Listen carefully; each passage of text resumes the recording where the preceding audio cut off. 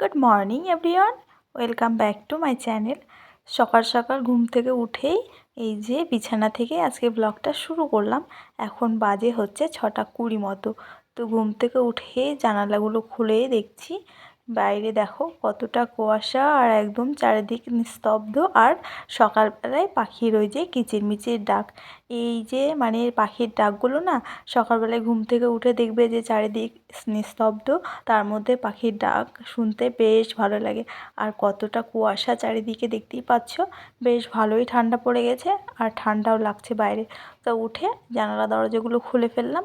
তো তারপরে একটুখানি বাইরেটা মানে ওই আর কি 2-5 মিনিট দেখে এবার ঘরের কাজকর্ম শুরু করব। তো চলো আমি কাজকর্মগুলো করতে থাকি আর তোমরা ব্লগটা দেখতে থাকো। আশা করবো ভালো লাগবে। যদি ভালো লেগে থাকে তাহলে অবশ্যই চ্যানেলটা সাবস্ক্রাইব করে পাশে থেকো। আর ব্লগটা ফুল ওয়াচ করার পর যদি কোনো অংশে কিছু তোমাদের ভালো লেগে থাকে তাহলে অবশ্যই একটা লাইক করে দিও। আর কেমন লেগেছে সেটা কিন্তু কমেন্টে জানাতে একদমই ভুলো না। তো তোমাদের দাদাভাই উঠলো এইমাত্র, আর আমার দিদা এসেছে, দিদা আর মিষ্টি ওই যে খাটে ঘুমিয়ে রয়েছে। আর তোমার দাদাভাই নিচে বিছানা করে ঘুমিয়েছিল, তো ও উঠলো আর আমি বাইরের কাজগুলো ততক্ষণে করে আসলাম। তো তারপরে এখন ঘরটা ঝেড়ে নিচ্ছি, ঘরটা ঝেড়ে নেব, মুছে নেব। আর দেখতে পাচ্ছ ঘরে কতটা নোংরা, মানে ওই ছড়িয়ে ছিটিয়ে রয়েছে। ওই যে তোমাদের দাদাভাই রাত্রেবেলায় যখন বাড়ি ফেরে তখন মিষ্টির জন্য কিছু না কিছু নিয়ে আসে। আর ও সেগুলোকে ওকে যদি জেগে মানে ও যদি জেগে থাকে তাহলে সেগুলো ওকে তখনই খেতে হবে, সকালে আর মানে খাওয়া যাবে না। তাই ও রাত্রে বসে বসে খেয়েছে। আর কালকে রাত্রে তো তোমার অনেক রাত্রি করে ঘুমিয়েছে, যেহেতু বিকেলবেলায় ঘুমিয়েছিল, দুপুরের মানে টাইম ঘুমানোর টাইমটা ওর পার হয়ে গেছিলো। তো সেই কারণে রাত্রে খেয়ে এই যে ঘরে একদম চারিদিকে ছড়িয়ে ছিটিয়ে রেখেছে। তো যাই হোক, আর সেভাবে তবুও ও মানে নোংরা করে না। আরও অন্যান্য বাচ্চারা দেখি বেশ অনেকটাই মানে দুষ্টুমি করে, কিন্তু ও তার থেকে অনেকটা কম, কিন্তু সেদিক দিয়ে মানে ভালোই বলা যায়। যাই হোক, তবুও বেশি ভালো ভালো বলতে নেই, ভালো ভালো বলতে গেলে আবার কালো বেরিয়ে যাবে। তো চলো ব্লগটা তোমরা কন্টিনিউ করো, আমিও ব্লগটা এগিয়ে নিয়ে যাই, আশা করবো ভালো লাগবে।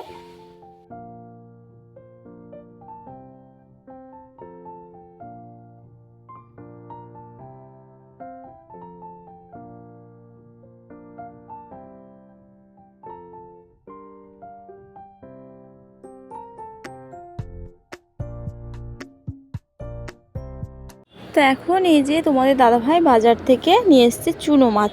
তো ভাবলাম যে আজকে চুনো মাছের ঝাল করব। তো ডাল করব না বলে আবার আলু বেগুন দিয়ে চুনো মাছের ঝোলই করবো ভেবেছি। তো সেই কারণে বেগুন আনতে বলেছি। তো বেগুন নিয়ে এসেছে আর ধনেপাতা নিয়ে এসেছে। তো মাছ আমি এই যে কুটে ধুয়ে বেছে কেটে এখন এই যে চলে এসেছে রান্না করতে। আর আমার ভাত হয়ে গেছে। তো চলো, মশলা কষানো হয়ে গেছে, এবার এই যে ঝোলটাও ফুটে গেছে, বা চুনো মাছটা দিয়ে দেবো। তবে খুব একটা ওই পাতলা ঝোল নয়, তবে গা মাখা গা মাখা ঝাল করলে কী হয়, একটু শুকনো শুকনো হয়। আর এখানে আমি ওই যে গা মাখা তরকারি টাইপের করেছি। আর করব হচ্ছে চাল কুমড়োর ঘন্ট। তো ব্যাস, আজকের রেসিপি হচ্ছে এই। তো সকালে ওই যে ভাত হয়ে গেছে, আর এখানে একটা আলু ভাতে দিয়েছি। আর হচ্ছে তোমার এই যে কালকেকার ঘুগনি ছিল, তো সেটা দিয়ে তোমাদের দাদাভাই খেয়ে বেরিয়ে গেল। আর আমি এখন এই যে মাছের ঝোলটা হয়ে গেল, এবার চাল কুমড়োর ঘন্টটা করে নেব। গুড ইভিনিং বন্ধুরা, এখন হচ্ছে সন্ধ্যার সময়। তো এখন প্রায় 7টা বাজে, সন্ধ্যা 7টা। তো এখন এই যে চা নিয়ে বসে পড়েছে। আর তোমার তো ফ্রেন্ডস, চা খাওয়া কমপ্লিট তো হলো। তো তোমাদের সঙ্গে একটা জিনিস শেয়ার করব। এই যে কাভারটা, এটা হচ্ছে ব্ল্যাঙ্কেটের কাভার বানিয়েছি। তোমরা যারা আমার ব্লগ দেখো তারা তো জানোই, এটা হচ্ছে একটা বেডশিট, ঠিক আছে। তো এর পিলো কাভারগুলো ওই যে এখনও ব্যবহার করছি আমি, দেখো। তো এই বেডশিটটা আমি আর ব্যবহার করি না, তবে খুব একটা খারাপ হয়ে যায়নি এখনও। তো আর এটা পাতলাও রয়েছে, মানে খুব একটা মোটা ধরনের নয়। তো সেই কারণে এই বেডশিটটা আর এই হোয়াইট কালারের বেডশিটটা, এটাও দেখতে পাচ্ছ ভালোই রয়েছে। তো সেই কারণে এই দুটো বেডশিট দিয়ে আমি কাভার বানিয়ে নিয়েছি ব্ল্যাঙ্কেটের। এই যে কারণ হচ্ছে তোমার আগে যে কাভারটা ছিল সেটা এই যে তোমার ছোট হচ্ছিল, তো ব্ল্যাঙ্কেটের কাভারটা ভরলে না তোমার জড়ো জড়ো হয়ে থাকতো, গুটিয়ে থাকতো। তো ভাবলাম যে চাদরগুলো তো বেকার ঘরে পড়েই আছে, বেকার অনেকটা জায়গা দখল করে আছে শোকেসের মধ্যে। তো এইরকম কভার বানানো যাক, তাতে কী হবে, দেখতেও ভালো লাগবে আর আমার অনেকটা কাজেও লাগবে। তো বাড়িতে আমি আজকে সকালবেলায় বানিয়েছি রান্না করতে করতেই, তো সেটা আর তোমাদের সঙ্গে শেয়ার করিনি সকালে, তো সেই কারণে তো কেমন হয়েছে আমাকে কমেন্ট করে জানিও। একদম পারফেক্ট হচ্ছে, এখন আর মানে একটু ভেতরে গুটিয়ে নিই, তো সেই কারণে এই যে দুটো বেডশিট দিয়ে দুটো মানে একটা যে কভার বানালাম ব্ল্যাঙ্কেটের অনেকটাই বড়। তো মিষ্টি এখন ওই যে ঘুমিয়ে গেছে। আর এই বেডশিটের ম্যাচিং এই যে সেটের মানে পিলো কভারগুলো আমি ব্যবহার করছি, কারণ এখনও খারাপ হয়ে যায়নি জানো তো, বেড কভারটাও ভালোই ছিল, তো সেই কারণে। তো কেমন হয়েছে অবশ্যই আমাকে কমেন্ট করে জানিও। আর রান্নাবান্নার পর আর তোমাদের সঙ্গে ব্লগ শেয়ার করতে পারিনি, তো এই যে ওয়ার্ড্রপটা নিয়েছি এটা একটু ডেকোরেট করেছি। ডেকোর বলতে কিছুই না, এই যে আমার হাতিটা ছিল যেটা শোকেসের মাথায় রাখা থাকতো সেটা আমি এখানে রেখেছি আপাতত। আর এখানে সমস্ত মিষ্টির জামাকাপড়, এখানে সোয়েটার, এখানে সমস্ত ফুল প্যান্ট মোজাগুলো রয়েছে। এখানে তোমার এই যে মিষ্টির মানে ফ্রক ধরনের যে সমস্ত জামা আছে সেটা আছে এর মধ্যে। আর এখানে সমস্ত প্যান্ট আছে, ওর হাফ প্যান্টগুলো। আর এটাতে রয়েছে আমার কিছুটা জামা, আর সব নিচে আছে পিলো কভার, বেডশিট এগুলো রেখেছি। তো এটাতে পুরো জামা কাপড়েই আমি ভরিয়ে রেখেছি।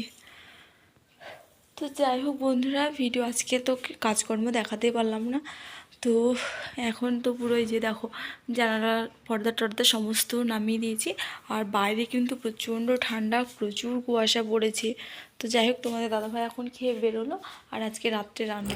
তো বন্ধুরা এখন এই যে আজকে তো কাজ একটু হালকা বলতে কাজ কম, যদি আমার কাজ যেদিন ধরো একটু কম থাকে বা যেদিন হাতে একটু সময় থাকে সেদিন এই যে ঘরের যে এক্সট্রা কাজকর্মগুলো থাকে সেগুলো করছি।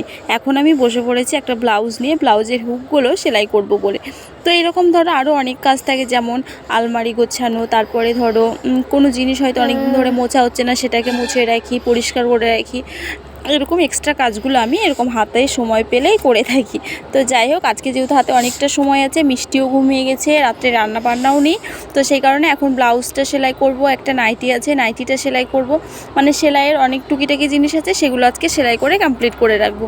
তো যাই হোক বন্ধুরা, আজকে ব্লগটাও এই পর্যন্তই, দেখা হবে পরের ব্লগে। সবাই ভালো থেকো, সুস্থ থেকো, আর সকলকে ভালো রেখো, আর অবশ্যই অবশ্যই আমার সাথে থেকো, আমার পাশে থেকো। দেখা হচ্ছে নেক্সট ব্লগে। Tata, good night.